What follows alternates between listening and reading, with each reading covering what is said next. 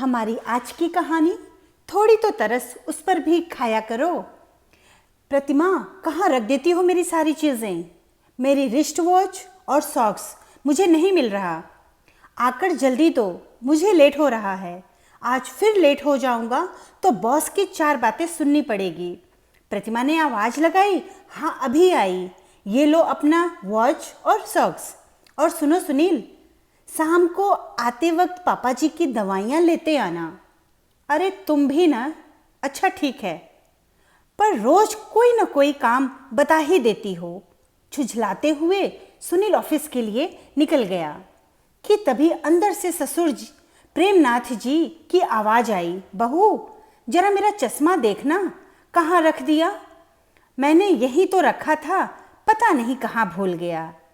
ये लीजिए पापा जी, सुबह आपने टीवी के पास रख दिया था। अरे बहू, आ ही गई हो तो जरा वो अखबार भी पकड़ा देना। कुर्सी पर बैठे बैठे ही ससुर जी ने आदेश दिया। प्रतिमा की सासू माँ ममता जी जो पूजा करने बैठी थीं, उन्होंने ससुर जी की तरफ तिरछी नज़रों से घूरते हुए देखा। रहा नहीं गया तो पूजा के बीच में ही उन्होंने अपने पति को कहा, अरे क्या आपकी आदत हो गई है? आप हर एक छोटे मोटे काम के लिए बहू को आवाज़ क्यों लगाते हो? थोड़ा बहुत तो खुद ही हिल डुल लिया करो। उस बेचारी की सुबह से शाम तक फिरकी बनी घूमती रहती है। थोड़ी तो तरस उस पर भी खाया करो। अरे भाग्यवान, बहू तो होती ही है सेवा करने के लिए। फिर मैं थोड़े ही कोई भारी काम करवाता हूँ। बात हल्के और भारी काम की नहीं है। हमें अपने काम खुद करने की आदत होनी चाहिए। जितना कि हम कर सकते हैं वो शिकायत नहीं करती। इसका मतलब ये तो नहीं कि सारे काम का जिम्मा सिर्फ उसी का है। तुम तो एकदम अनोखी सास हो। सबके घरों में तो सास ही तानाशाही करती है, लेकिन तुम तो ससुर को तानाशाह बना रही हो। प्रेमनाथ जी ने मुंह बनाते हुए बोले। जी हाँ, सास तो मैं हूँ, लेकिन हूँ तो मैं भी एक औरत ना। मुझे पता है सुबह से शाम तक काम करने के बाद कैसा महसूस होता है। ऊपर से एक छोटा बच्चा, और उधर प्रतिमा फटाफट अपने काम निपटाने में लगी थी। उसकी 2.5 साल की बेटी खुशी अपने सारे खिलौने घर में बिखरा कर खेल रही थी। दोपहर के खाने की भी तैयारी करनी थी। ममता जी किचन में आई और प्रतिमा के हाथ से सब्जी लेते हुए बोली, बहू तू ये सब्जी छोड़ दे, मैं काट दूंगी। थोड़ा बहुत काम मुझे भी बता दिया कर। सासू माँ की बात सुनकर प्रतिमा ने मुस्कुराते हुए कहा, ठीक है मम्मी जी, आप काट दीजिए। तब तक मैं छत से कपड़े उतार लाती हूँ। इतना बोल जैसे ही प्रतिमा ने छत पर जाने के लिए सबसे ऊपर वाली सीढ़ी पर पैर रखा और ना जाने कहाँ कैसे उसका पैर फिसल गया। लड़खड़ाते हुए वो धड़ाम से नीचे आ गिरी। गिरने की आवाज़ सुनकर ममता जी और प्रेमनाथ जी भागे भागे आए।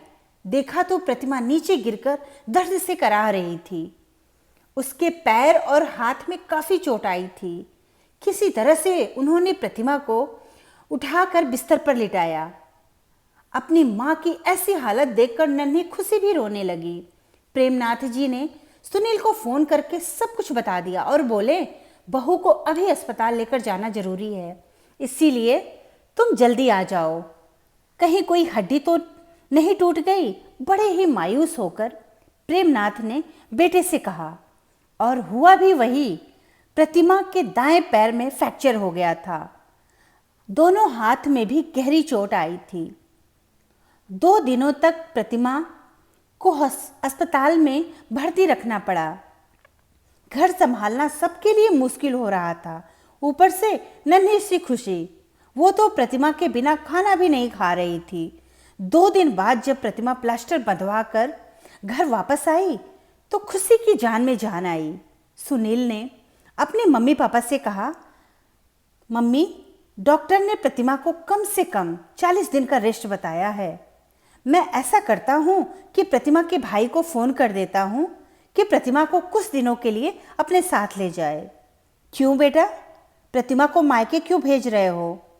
माँ, अब यहाँ कौन इसकी सेवा करेगा?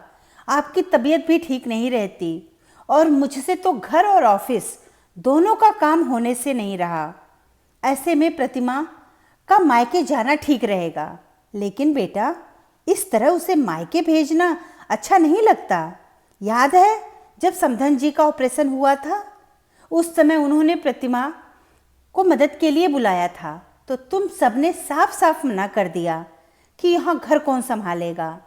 अपने भाई की शादी में भी वो मेहमान की तरह सिर्फ 2 दिनों के लिए ही मायके गई थी। बेटा, 5 साल से प्रतिमा पूरा घर संभाल रही है, हम सब की सेवा कर रही है। तो क्या हम सब मिलकर 1-1.5 महीना उसकी सेवा, उसकी देखभाल नहीं कर सकते? मुसीबत के वक्त मायके वालों को परेशान करना ठीक नहीं है। माँ का तर्क सुनकर सुनील की गर्दन नीचे झुक गई। आप बोल तो ठीक रही हैं माँ, लेकिन इतना काम कैसे होगा? बेटा, रसोई का काम मैं देख लूँगी। हम कुछ दिनों के लिए एक बाई रख लेंगे जो प्रतिमा की देखभाल कर देगी और घर की साफ सफाई कर देगी। और तुम और तुम्हारे पापा को भी घर के कामों में हाथ बटाना होगा और खुशी को भी तो संभालना है। माना कि प्रतिमा की जगह नहीं की तरह नहीं, लेकिन क्या हम इतने लोग मिलकर कुछ दिनों अपनी बहू की सेवा नहीं कर सकते? मुस्कुराते हुए सुनील बोला, ठीक है माँ, मैं आज ही कोई बाई ढूंढता हूँ। अंदर कमरे में लेटी हुई प्रतिमा की आंखें नम हो चली थीं। उसे आज अपने इतने सालों की सेवा का फल जो मिल गया था, और माँ से भी बढ़कर सासू माँ, जिन्होंने अपना फर्ज पूरी जिम्मेदारी के साथ निभाया। धन्यवाद दोस्तों। कहानी अच्छी लगी तो लाइक और सब्सक्राइब जरूर करें।